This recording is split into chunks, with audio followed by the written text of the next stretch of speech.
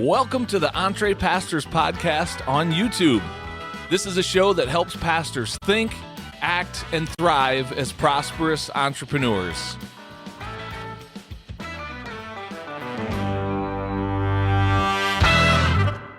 Well, hello, everybody, and welcome back to another episode of the EntrePastors Podcast. My name is Jon Sanders. I am one of the co-founders of EntrePastors, and this week I'm going to be flying solo in the studio as my fellow co-host and co-founder Les Hughes is on the road enjoying some family time as we approach the Christmas holiday. Hey, this is episode number 224, and the title of this episode is A Word to the Desperate Pastor. Hopefully that resonates, well, not hopefully, but I'm quite confident that is going to resonate, sadly, with many pastors out there. If you're listening to this, it's very possible that you are a pastor who finds yourself in a place of desperation where you feel desperate. So we launched EntrePastors about a little over 3 years ago, and what has become very commonplace as we help pastors provide better for their families financially through entrepreneurialism. We help pastors get out in the marketplace and launch a business of their own. We're kind of done with the narrative of the starving pastor. We're over this mindset in ministry that exists that says simply because somebody said yes to serving the Lord with their life, that they also synonymously signed up for poverty and just barely getting by financially. We're so done with pastoral poverty, and we're helping pastors break out of that. But as we are in that space, and over the last 3 years, as we've been reaching out to many pastors, and honestly, longer than that for both myself and Les in our own coaching platforms that we had before we joined forces and started EntrePastors, here's what I can tell you. It is not uncommon for us to have pastors come to us, and you can just see it in their countenance. You can hear it in their voice. They are defeated, they're discouraged, and they're desperate. Their shoulders are slumped, they're soft-spoken. You can just hear the exhaustion in their voice. They're tired of feeling the pressure. They're tired of the failures that they've tried everything they know how to do inside of their churches to get things turned around, to get things moving up and, to the right. And, they've tried things personally, some of them, to get some income going on the side, and they are just constantly bombarded with unrealistic expectations of the people that they're serving, and a lot of limitations. I'm happy to tell you that we've been able to see some real success stories in these last 3 years as we've helped pastors from that place of desperation to a place of abundance and margin in their life where they can think again, they can dream again, it's really cool to kind of see and hear the fire return to someone's belly, for them to kind of get their confidence back and to just get excited about their mission and their calling and where they're heading. And we've had the ability to see that. Also, sadly, we've seen many pastors come to us in that state who stayed in that state and, kind of limped away because there's probably lots of reasons, but it's a big hurdle. And I want to talk to that pastor today. I want to talk to you, pastor. If you're in that place of just feeling completely desperate, I think I have about 7 things I want to say. Maybe I'll come up with some more as I'm rolling through this, but 7 bullet points that I've got that I want to share with you. And the first one is simply this. I want you to know that I can relate to your pain. So can Les, that my other co-founder here of EntrePastors. We get it. I'm not invalidating your pain, and I'm not saying I know exactly what it is to be you and your situation. All I'm saying is we can relate. Just this past week, I want to share this with you. I put a post out on my personal Facebook profile. I think I also shared it in our EntrePastors Connect group. If you want to join that in Facebook, it's a free community that you can come and be a part of. But I put a picture of a tiger that's clearly in a cage, clearly, kind of pacing around. You all have seen that probably at the circus or the zoo. You've seen that image of a tiger that just is somewhere they really don't belong. They're capable of so much more, and yet they're inside this little cage. And I have come to use that as a metaphor for what I felt like so much of the time in my years as a church planter, as a lead pastor. I had so much vision for what I believe God wanted to do in and through our church. I had all kinds of energy. I was young and had a lot of energy to work hard. I still feel young and feel like I have a lot of energy to work hard. But I also felt very stuck because I'm in that model of the full-time vocational pastor. So I had the privilege, if you will, of being able to sit in the church office day in and day out and just focus on nothing other than church stuff, which sounds amazing until you're constantly bumping into limitations. And furthermore, all of the people that I'm leading, or the vast majority of them, guess what they don't have? They don't have the luxury of sitting in a church office focusing on church stuff all day long. But I do, and so I'm sitting here dreaming up busy work for them and all the things they should be doing to help us build this thing. Well, what are they doing? Well, it turns out they're out in the marketplace providing for their families. What a novel concept. They're actually out, building things and building businesses and showing up to jobs that are paying most of the time quite a bit better than the job I'm showing up for inside the church office. And I don't say any of that with bitterness or regret. I'm grateful for the journey that I've been on. But so much of the time, here I am with a lot of time on my hands, a lot of energy on my hands, and very limited financial ability, very limited people resources to get the job done. And so I'm just feeling stuck. I'm feeling like I'm capable of so much more than what my environment is allowing. And so there comes that picture of being that caged tiger, just this pent-up frustration, like I want to go kill something, metaphorically, sometimes realistically, but I want to go kill something and drag it back to the cave, right? I want to do something, and I feel like I can't. And I just want you to know, like, I get that feeling of being stuck. Also, with that, the constant, at least in my story, and maybe you as well, like the constant, never-ending financial pressure of just being right on that razor-thin edge of we're one bad offering away from some real big problems. We're one, in my personal life, we're just one, water heater going out away from a financial emergency, and there's very little margin between us and life. We can spiritualize all of that. I just had a conversation with a pastor the other day that reached out and wanted to know what my thoughts were on, that idea of just have faith, believe that God will provide. And I'm like, yeah, it sounds so spiritual. That's the problem with it. It sounds so holy. And yet God also gave me a brain, and he gave me tools like a calculator to be able to look around and go, okay, we could plan a little bit better. And to me, it's a cop-out. And I say that whole mantra of just have faith and believe in God to provide, I think that whole thing has been used to abuse pastors and take advantage of pastors and church staff. I mean, who else gets to show up to a job interview where we tell them, man, we've got such a big vision for what we're believing God for. We don't have any money to pay you, but if you'd come on staff and work for, peanuts for us, that'd be great. Well, we do it all the time in the church world because of that whole just have faith that God will provide. So anyway, I feel that financial pressure, not just for me personally, but also for the church. And the two are intertwined. If the church is struggling financially, guess who else is threatened to be struggling financially? And that's yours truly.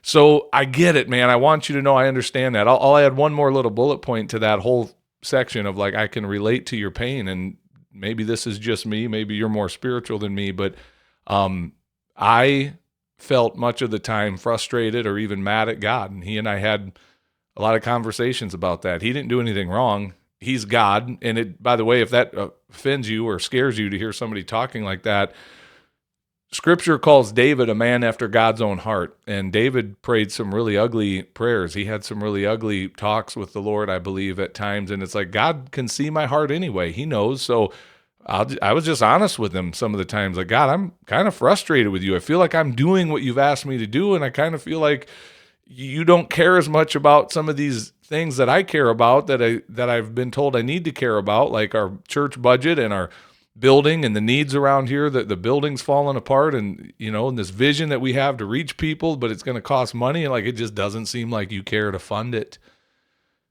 And by the way, I'm not here to resolve that tension. I'm just going to let that sit where it is. But I had that, did you ever feel that way? Do you currently feel that way? I mean, I did. So I'm painting that verbal picture for you so you can kind of understand, oh, okay, yeah, that sounds pretty desperate. I have been there. Been there, done that, got the t-shirt. The t-shirt almost got repoed, almost lost all of it. So that's my little joke with that. But number one, guys, I want you to know we relate to where you're at. We relate to your pain, and it's not a fun place to be. But here's the good news. The second thing I want to share with you today is this. There is hope. Pastor, if you're in a desperate place today, right now, I need you to hear this. There is hope. And I want to follow it up with a really powerful statement. I believe this truly. You are just a few simple decisions away from entering into what could likely be the most exciting, the most fruitful, the most life-giving, the most profitable financially season of ministry that you have ever experienced in your life.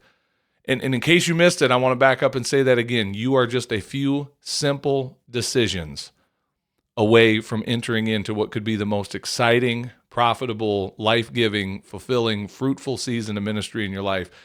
I said simple, not easy. So don't confuse the two. I'm not saying the path in front of you is going to be an easy one, but it's simple. There are some simple shifts that we can help you make that will usher you into a new season of ministry that you probably never thought was even possible. And then I also want you to key in on that word I said, decisions. You've got some decisions to make.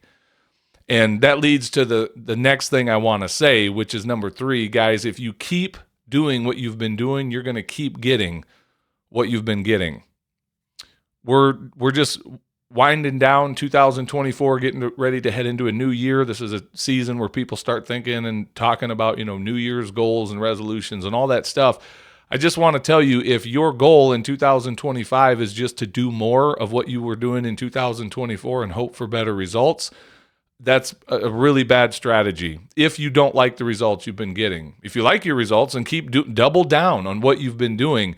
But I need you to hear this. Doubling down on a broken strategy is only going to be doubling down on the results of frustration and failure that you're dealing with right now. So we've got to do something different, which goes back to the last thing I was saying. You need to make some decisions. They're simple decisions. I'm not saying it's easy, but some simple things that need to be decided by you, that we're going to do some different things. We're going to take some new actions. And man, when you start doing that, I can tell you this, the people in our community, in our EntrePastors community who have experienced the most success, the pastors who have seen the most kind of life-giving fire in the belly returning back to them, who came out of that place of desperation, are the ones who took action. They made a decision and they took action. And that's what's going to be required of you if you want to embrace that hope. Because I told you there is hope, and there's some decisions you need to make, and it's going to require you to do something different than what you've been doing. And for me, I don't know, guys, how that lands with you, but for me, that's an exciting invitation. What if the way we've been doing church just has not, what if it's just not working? What if it is time to break away from a flawed system, the way you've been doing it? And what if that's an invitation to step into something altogether new and refreshing and something that fits you better? Like, to me, that just energizes me. Maybe to others that sounds really sad and like something to be lost and mourned and grieved. But for me, it's like, man, what an invitation to step into a new and exciting future, and to know that you've got a lot more freedom to innovate with what ministry and church can look like for you, for your calling and for your particular location and all of that. Just blank canvas, man. Like, we can start painting a whole new picture if we want. But maybe that doesn't excite you as much as it does me. Okay, here's the next statement that I want to make to that desperate pastor. And desperate, especially like financially. That's kind of where I'm coming from. Although when we're feeling it in the area of finances, it seems to touch so many other areas of our life, our marriages, our health, due to the stress, the extra stress that we're carrying, and then obviously into the church world, because it makes us hesitant to lead boldly. It makes us hesitant to try new things, or in desperation, we do foolish things.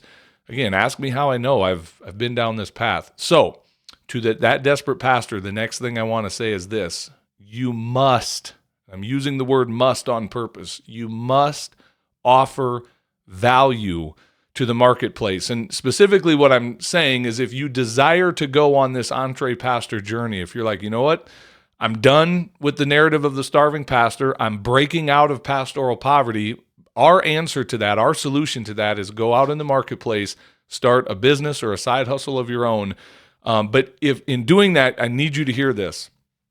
If you do not offer value to the marketplace, you're going to flounder. And 3 years into this journey, I'm getting a lot more clarity on this because we have watched many pastors flounder. They're ready to make more money. They're ready to get more income for their family. But I think something that I'm starting to really get clarity and getting a vocabulary around is if you are not figuring out how to provide value to the marketplace, you're going to flounder. Let me tell you just a quick example. And I'm not referring to any one particular person. This is a composite sketch of many pastors that have come to us. It makes sense when a pastor's like, okay, I want to start, making money, doing something on the side, and I'm willing to do that.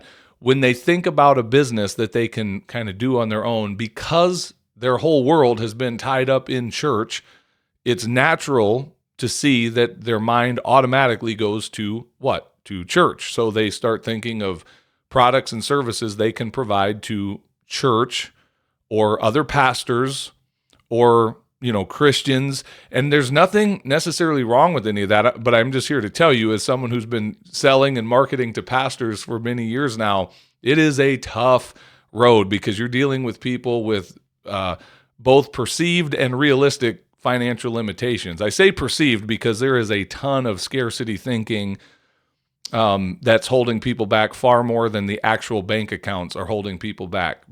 And the bank account situation is a real situation. There are real financial limitations. And so that's one of my frustrations when pastors are like, well, I'm going to write Sunday school curriculum for churches, or I'm going to write devotionals and sell them. I'm like, nobody in the marketplace is asking for your devotional.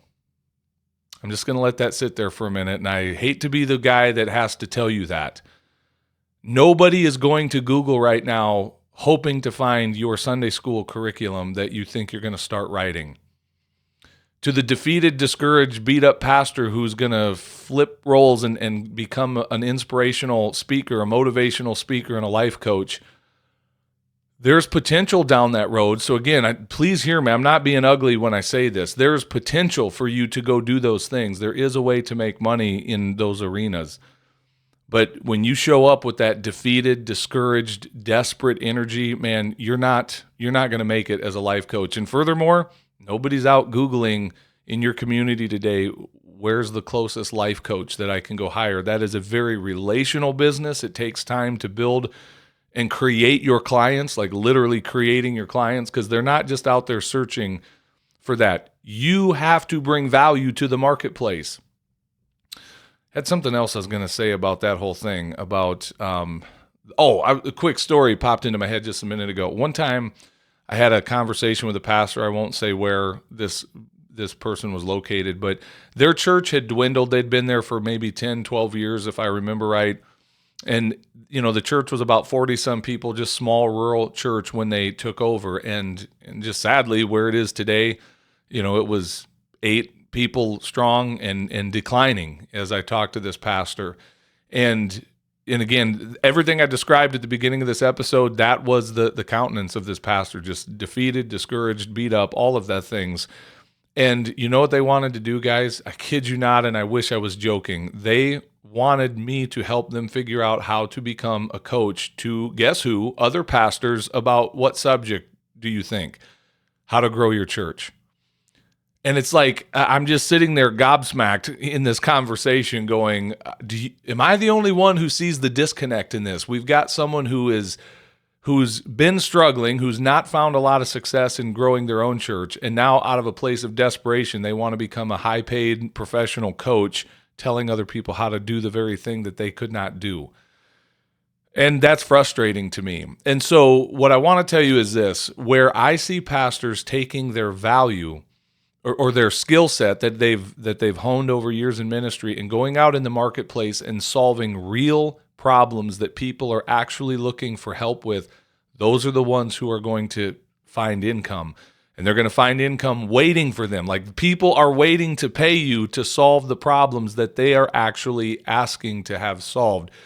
Now, let me share some more good news alongside of this one. We say this often at EntrePastors, Pastor, you do have value. You have skills. And I don't want you to underestimate that. I don't want you to think, oh, I've just been serving as a pastor in the church. We might need to think creatively about how to repackage and reposition those skills, but those skills that you have been honing, working with people, leading, speaking, writing, all of the things that you do in your day in and day out role as a pastor can be utilized and leveraged in the marketplace so much to the point that I say pastors have an unfair advantage in the marketplace. Like, it's not even a competition if I can get the healthy version of you to show up in business. And if I can get the best version of you with all that you've learned as a pastor and all the people experience you've had, if I can get the best version of you to show up in the marketplace, hands down, you're going to crush it. But we've got to get you solving a problem that people are actually asking to have solved. And so that's what I mean when I say you must offer value to the marketplace. And until you figure out what that value is, you're going to flounder. And I'm tired of watching pastors flounder. That's why I'm starting to get a little pissed off about it. And probably in the days to come, I'm going to start yelling about it, because there are clear, proven pathways right now that you can go out today and start making money in the marketplace. Sometimes I find pastors either unwilling to do it or ignorant. And I'm not saying that in a name-calling way. Ignorant simply meaning they just don't know that it's a possibility for them. And so either way, man, I want to expose you to that. And if you're willing to go work hard and use the skills that you've been learning over your lifetime in ministry to actually go solve problems that people are asking for help with, you're going to flourish in the marketplace, and your business will take off, and money is waiting for you. But that thing has to happen. You've got to figure out how to add value in the marketplace, period, full stop. I want to say right behind that, and I think this is a good place to plug this next statement in, Pastor. Here's the next thing I want to say to the desperate pastor. You must, I'm using the word must again, you must stop arguing for your limitations. I'll tell you something that will get me to shut off a coaching client real quick. And I've done this before. I mean, I've essentially come very bluntly to the point of saying, hey, we're not a good fit to work together. And that is this. I'll describe a scenario. It is not uncommon for me to be working with a pastor, going back and forth in conversation, whether it's in a live phone call or Zoom call or just in voice messaging or whatever, going back and forth. And the more, every time I offer a potential idea of, hey, what if we did this? What if you tried that? Every time I bring a potential solution to the table, that pastor is quick to tell me why that solution will not work for them. And I know it's cliche, but it's like the old saying that says, if you want to argue for your limitations, you're going to get to keep them. And so I need you to recognize that if that's part of where you are right now, Pastor, if you have a good reason if you have a good, rebuttal for every potential solution or idea that's out there and why it's not going to work for you, you're probably right. And you're probably going to stay stuck, and you're probably going to stay broke, and you're probably going to stay discouraged and defeated and desperate. And I guess I hope you're comfortable in that place of being discouraged and defeated and desperate. You have to stop arguing for your limitations. At the very least, let me give you some vocabulary. At the very least, just learn to say, I don't think that sounds like fun to me. Like that particular idea, that line of work, that business, no, I don't want to do that one. Because see what you're doing there? You're taking ownership of that. You're saying, no, I don't want that. I reject that. When you are arguing for your limitations, you're putting yourself in the role of a victim. And why poor, pitiful me, it works for other people, but not me. And there's a difference. So take ownership of it and just go, no, that doesn't interest me. That doesn't excite me at all to work in that arena or to do that type of thing or to look down that path. That's fine. There's lots of paths we can choose. But if every time you're offered a pathway forward, you have a reason why it's not going to work, then you're arguing to stay exactly where you are, and I can't help you. And I mean, I want to help you, but I don't want to help you if that's your posture. Does that make sense? Like, I want to help every pastor out there, but if you're kind of comfortable being desperate, I don't want that energy. And I mean, I love you. I'll see you in heaven someday. I don't really want to hang out with you a lot in this life because I don't need any more of that in my world, man.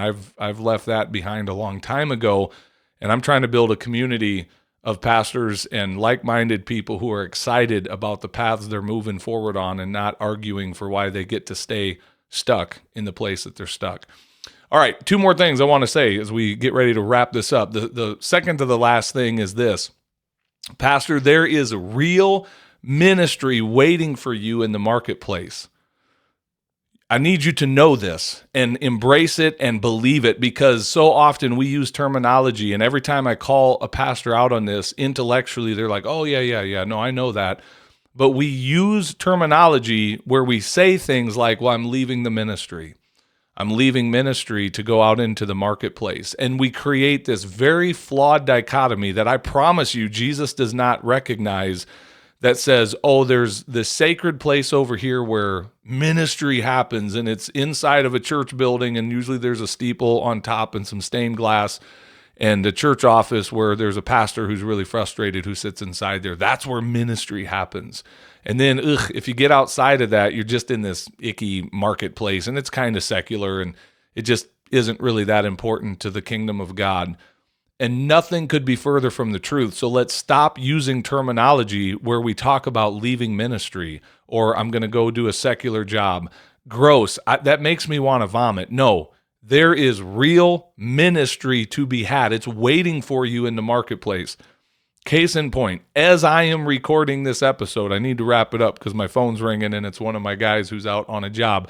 I have a small handyman business, and as we speak, two of my guys are in the home of a person who finds herself, due to some really unfortunate circumstances, a widow and the mother of two, what Scripture would call orphan teenage sons, whose husband and father passed away this year in some really difficult circumstances. And we got called in as a business to go offer value in the marketplace, which was doing a lot of work, some projects that husband had started and did not get finished.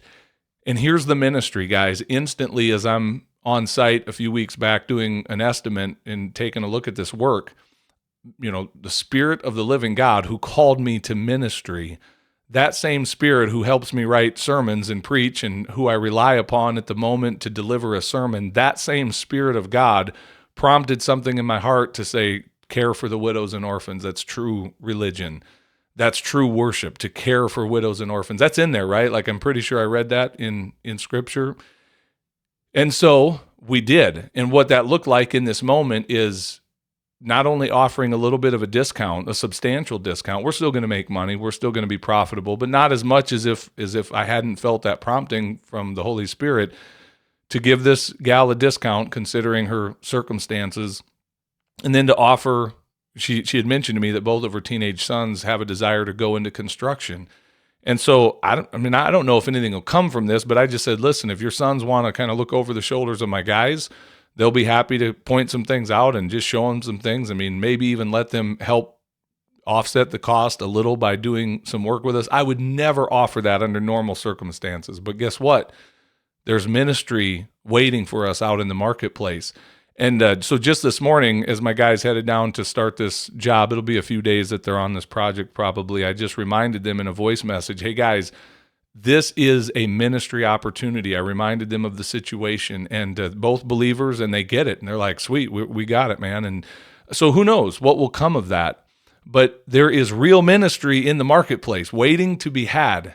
And I need you to really embrace that, because when you do, you're going to so quickly let go of any false guilt that you associate with not being stuck in a church office getting subpar pay, because you're choosing to go out in the marketplace and provide abundantly for your family through business and through entrepreneurialism by creating value in the marketplace. And guess what? While you're doing that, while you're profiting and creating margin for your family financially, the Holy Spirit of the living God is going to put you directly in contact with people who are never walking through the door of your church this Sunday or any Sunday. That's where you're going to go reach them, is in the marketplace. I recently read this. I think it was in Eric Hoke's new book, The Market Street Pastor. We just had Eric on as a guest a few weeks ago. And I think I highlighted, this is a paraphrase, it's not a direct quote, but it'll capture the essence of what he wrote. It is, God's calling on your life is not dependent upon where you receive income. I don't know if I even said that correctly. He said it much more eloquently in his book, and I didn't take the time to go look up the quote. But you get the point. it doesn't matter where the paycheck is coming from. God's calling upon your life is still there. And so, Pastor, let's just get over this whole thing of like, am I leaving my calling if I choose to spend 30 hours a week out in the marketplace and 10 hours a week inside the church building? No, it's all ministry. It's all ministry, and you have permission to do exactly that. I'm encouraging that much of the time. Finally, here's the last thing that I want to say, and then we'll wrap this up. Pastor, you don't have to go through this alone. If you're sitting there in desperation today, that's one thing, okay, to feel desperate. What you don't have to choose is isolation. Isolation is a choice, because there's a community waiting for you. You come on into this community, we will embrace you, we will go shoulder to shoulder with you and walk in step with you and help you along the journey. We'll cheer you on, we'll encourage you, we'll support you, we'll share our best practices, we'll share the lessons that we are learning, and we'll help you get where you're wanting to go faster than you ever would on your own, trying to figure it all out by yourself. You don't have to go through this alone. My desire is to see the community at EntrePastors grow, both numerically in terms of how many people are joining us and the depth in terms of the relational connection, the friendships, and just the lifelong relationships that will be built inside of this community. And I want to tell you, as we get ready to close things out this week, that we have got a 30-day experience of our Business Builders community that we are offering for free in the month of January. If you go to EntrePastors.com/experience, you can apply to be a part of that. There's a few stipulations that we would put on that, primarily being that you commit to showing up to our weekly calls, because we think it's that important. But our EntrePastors Business Builders community is a weekly group coaching call where we are walking beside pastors and we're walking them right out of that place of feeling desperate and discouraged and defeated, and we're helping them get into a season of ministry that is abundant, it's life-giving, it's profitable, there's impact being had there. And if that's something that interests you, jump on into our community. 30 days, we'll let you try it out for free. Beyond that, it's $99 a month. Guys, that is a low cost for the value that's being delivered there for us to walk beside you and help you get that business up and off the ground. So EntrePastors.com/experience. Come on over, check it out. That's what I wanted to share with you today. Thank you for letting me speak into your ear a little bit. Thank you for tuning into this week's episode. If there's anything that myself or Les can do to be of service to you, please don't hesitate to reach out to us. Go to EntrePastors.com. And there you'll find all the ways to connect with us on social media, shoot us an email, whatever you want to do. But we would be happy to step into your world and to support you in any way that we can. All right, guys, I think this is the last episode that's going out before Christmas. So Merry Christmas, Happy New Year. We'll be back next week with another episode and look forward to talking to you then. God bless everyone. Take care. Well, hey, thanks for watching this episode of the EntrePastors Podcast. Make sure you hit that subscribe button so you can be notified every time we release a new episode. If you'd like to get connected to other pastors who are learning to think, act, and thrive as prosperous entrepreneurs, then we invite you to check us out on Facebook. Just search for the EntrePastors Connect group, answer a few of our simple questions there, and we'd love to include you in the conversations. And if you're really ready to go to the next level, then we invite you to join our EntrePastors membership community. When you become a monthly subscriber, you will receive access to courses, exclusive community, and coaching that will help you along in your own EntrePastors journey. If there's anything else we can do to serve you, please visit us at EntrePastors.com, and we will do our best to serve you there. God bless everybody. See you soon.